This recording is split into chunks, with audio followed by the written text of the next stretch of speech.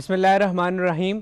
Laws and قرآن کے 31ویں lecture کے ساتھ آپ کی خدمت میں حاضر ہیں مفسر قرآن، معروف قانون دان اور اسکالر ڈاکٹر بابر امان صاحب ہمارے ساتھ موجود ہیں۔ ڈاکٹر صاحب خوش آمدید۔ ناظرین، اپنے لیکچر کے آغاز میں ہم ڈاکٹر صاحب کے ساتھ قرآن کی دنیا میں چلتے ہیں اور قرآن کے بارے میں ان کی ریسرچ سے مستفید ہوتے ہیں۔ جی ڈاکٹر صاحب، آج ایک پاکستان کے اندر جو تحقیق ہوئی ہے اس کی طرف میں آپ کی توجہ چاہوں گا۔ یہ بی آر چودھری صاحب ہیں، الرحمن الرحیم کے نام سے ان کا اپنا ہے ایک سلسلہ جس میں قرآن حکیم کا یہ لوگوں تک پیغام پہنچاتے ہیں۔ ان کی ایک تحقیق ہے، اس میں انہوں نے لکھا ہے کہ قرآن حکیم جو ہے یا ایھا الذین آمنو، یہ اس کا عنوان ہے کہ قرآن حکیم اپنے ماننے والے جو ہیں ان کو کس طرح سے مخاطب کرتا ہے۔ اس میں تقریباً 80 سے زائد انہوں نے مختلف آیات اکٹھی کر کے اس کو مجموعے کو مرتب کیا ہے۔ یہ دیکھنے والی چیز ہے، جو لوگ اس میں انٹرسٹ لیں، یہ جس طرح میں نے آپ کو بتا دیا کہ الرحمن-الرحیم.com سے یہ ان کو دستیاب ہو جائے گی۔ ناظرین آئیے ڈاکٹر صاحب کے لیکچر سے مستفید ہوتے ہیں۔ ڈاکٹر صاحب بسم اللہ فرمائیے۔ بسم اللہ الرحمن الرحیم۔ سوال دو چیزوں کو جنم دیتا ہے، ایک شک کو، دوسرے جستجو یا تحقیق کو۔ سوال پیدا ہوا کہ کیا انسان پرندے کی طرح اڑ سکتا ہے، آسمان میں جا سکتا ہے؟ آج سے 100 سال کم عرصہ گزرا ہے، دو بھائی تھے، رائٹ بردرز۔ یہ سوال ان کے دل میں شک پیدا کر گیا کہ ہاں اڑا تو جا سکتا ہے، لیکن کیسے؟ انہوں نے سائیکل کے پہیوں کے ساتھ پر لگائے، چھوٹی سی پہاڑی پہ چڑھے، کئی دفعہ گرے، اور ایک دن پتہ لگا کہ انہوں نے غالباً 1924 یا 1925 میں اڑنے کی ترکیب سیکھ لی، جہاز بن گیا۔ شک، تشکیک اور پھر تحقیق جستجو کے ذریعے ایک۔ لیکن اگر سوال حل کرنے کی بجائے اس کو الجھا دیا جائے تو تحقیق اور جستجو کی بجائے جو تشکیک ہے وہ تفریق پیدا کر دیتی ہے۔ اس موضوع پہ آج میں آپ سے گفتگو کروں گا۔ اس سے پہلے کہ میں قرآن حکیم کے جو لاز ہیں، تفرقہ بازی یا فرقہ بازی یا تقسیم یا گروہ بندیاں، ان کے حوالے سے میں آپ سے گزارشات کروں، میں کچھ آپ کے سامنے چھوٹا سا ایک بیک گراؤنڈر رکھنا چاہتا ہوں۔ مثلاً ایک علمی بحث ہے، اس بحث میں نہیں جاننا چاہتا کہ کیا صحیح ہے اور کیا غلط، یہ میں فیصلہ آپ پہ چھوڑتا ہوں، جس کو کہتے ہیں وحدت الوجود اور کثرت الوجود۔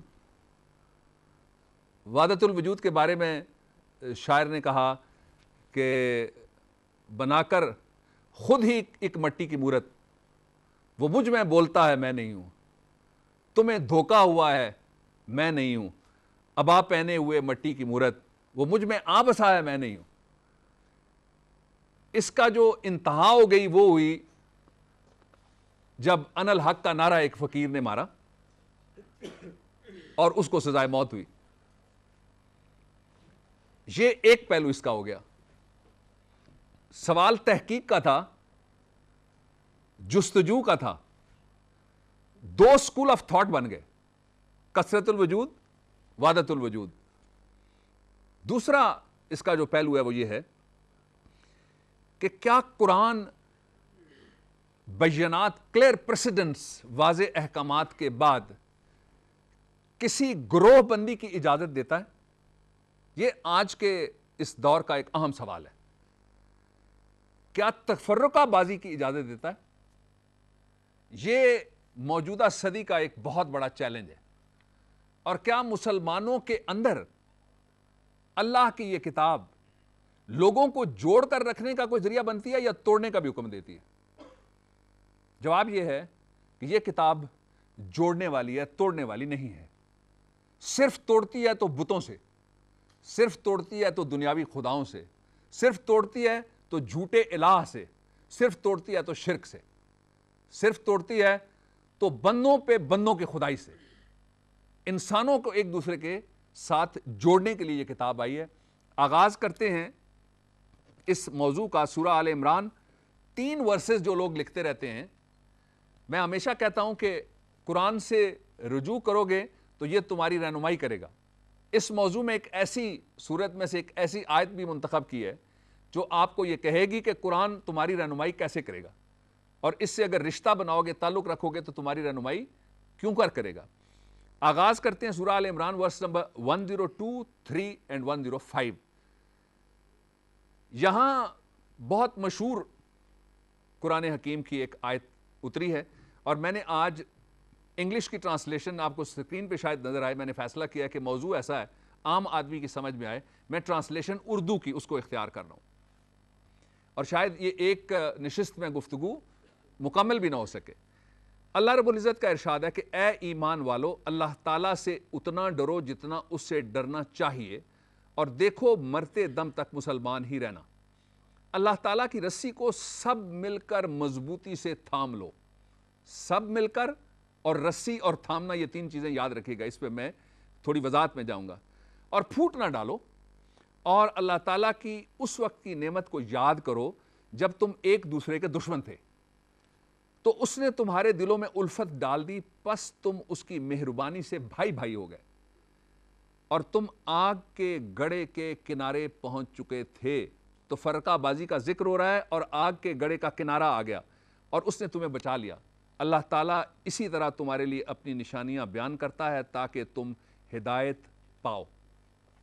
اس کا جو آغاز ہے سورہ مبارکہ کا، وہ یہاں سے کہ اے ایمان والو، اللہ تعالیٰ سے اتنا ڈرو جتنا اس سے ڈرنا چاہیے۔ اس میں ایک خاص حوالے سے اللہ تعالیٰ کے خوف کا اور اللہ تعالیٰ کے خشیہ کا اور اللہ تعالیٰ کے ڈر کا تذکرہ کیا گیا ہے۔ وہ حوالہ اگلی ورس نمبر 103 میں آئے گا۔ 102 میں یہ آیا کہ اللہ تعالیٰ سے اتنا ڈرو جتنا ڈرنے کا حق ہے، اور ڈرنے کا حق کتنا ہے؟ جس جس کام میں اللہ رب العزت نے ارشاد فرمایا مجھ سے ڈرو، اس میں ڈرو، یہ ڈرنے کا حق ہے۔ جس جس کام میں اس نے ارشاد فرمایا کہ میرا خوف کر کے یہ کام مد نظر رکھو، وہ اس کا حق تب ادا ہوگا۔ ایک دوسرا یہ، اور دیکھو مرتے دم تک مسلمان ہی رہنا۔